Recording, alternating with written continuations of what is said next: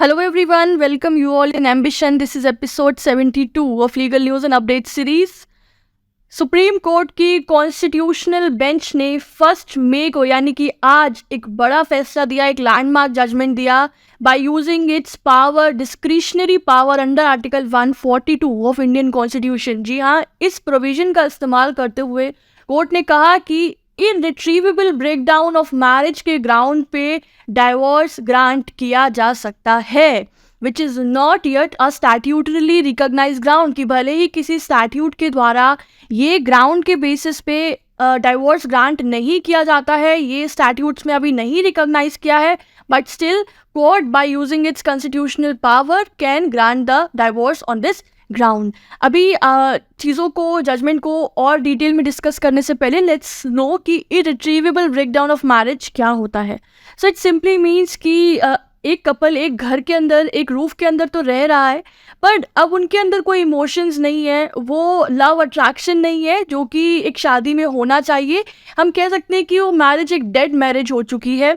Partners prove करते हैं court के सामने कि अभी उनकी शादी इस लेवल पे आ गई है कि उनके बीच कुछ नहीं बचा है, और कितनी भी कोशिश कर ली जाए they can not get better, चीज़ें सही नहीं हो सकती हैं। ऑल्दो इंडिया में अभी तक इररिट्रीवेबल ब्रेकडाउन के ग्राउंड को कोडिफाई नहीं किया गया है in any law, right. Court ने ये जजमेंट, ये डिसीजन आर्टिकल 142 का इस्तेमाल करते हुए दिया। तो 142 क्या कहता है? तो सुप्रीम कोर्ट को एक डिस्क्रिशनरी पावर देता है in the exercise of its jurisdiction, matter के अंदर, केस के अंदर कंप्लीट जस्टिस इंश्योर करने के लिए कोई भी ऑर्डर बना सकते हैं, कोई भी डिक्री पास कर सकते हैं। ये डिस्क्रिशनरी पावर है सुप्रीम कोर्ट के पास। नाउ अब जानते हैं कि इस केस के अंदर कॉन्स्टिट्यूशनल बेंच ने क्या हेल्ड किया। तो जस्टिस संजीव खन्ना जो कि बेंच का पार्ट थे, उन्होंने इस जजमेंट के ऑपरेटिव पोर्शन को ओरली प्रोनाउंस किया।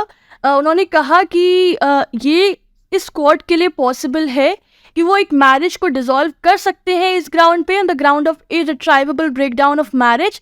एंड ये एक्सरसाइज ऑफ पावर किसी भी तरीके के स्पेसिफिक या fundamental principles of public policy को भी कंट्रावीन या फिर इंटरफेयर या फिर इन्फ्रिंज नहीं करेगा। एंड जस्टिस खन्ना ने बताया कि ये डिसीजन, ये जजमेंट देते हुए कोर्ट ने जितने भी स्पेसिफाइड फैक्टर्स थे उन सबको ध्यान में रखते हुए ही ये डिसाइड किया। सभी एस्पेक्ट्स को ध्यान में रखा गया, मेंटेनेंस के पॉइंट को, एलिमनी के कॉन्सेप्ट को, as well as the rights of the children which are involve in that case. Notably bench ने साथ साथ इस केस में ये भी हेल्ड किया कि तो 6 महीने का वेटिंग पीरियड होता है, कोर्ट उसको भी डिस्पेंस कर सकती है depending upon the requirements and conditions of the case. And ये जो डिसीजन दिया, ये प्रीवियस जजमेंट्स के बेसिस पर ही दिया गया था।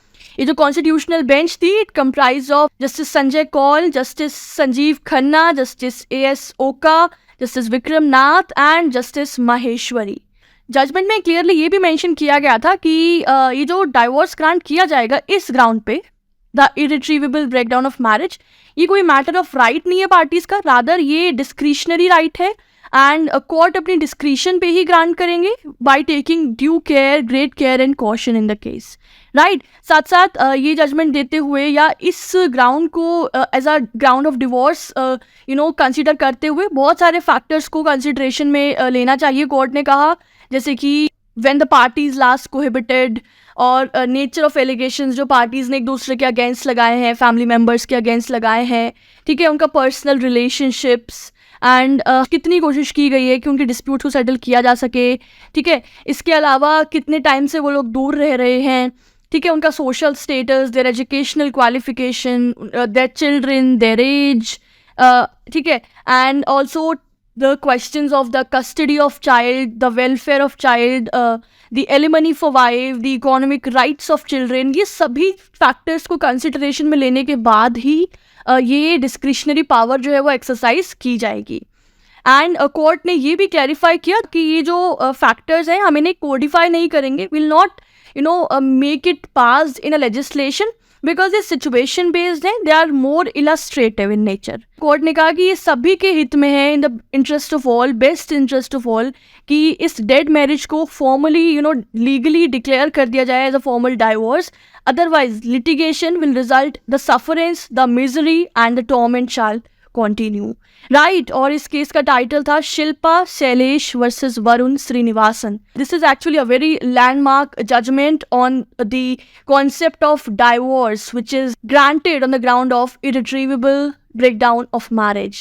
This was all about today's legal segment. I hope the things have been clear. And for more such videos, do not forget to subscribe to our channel. Thank you so much. Have a good day.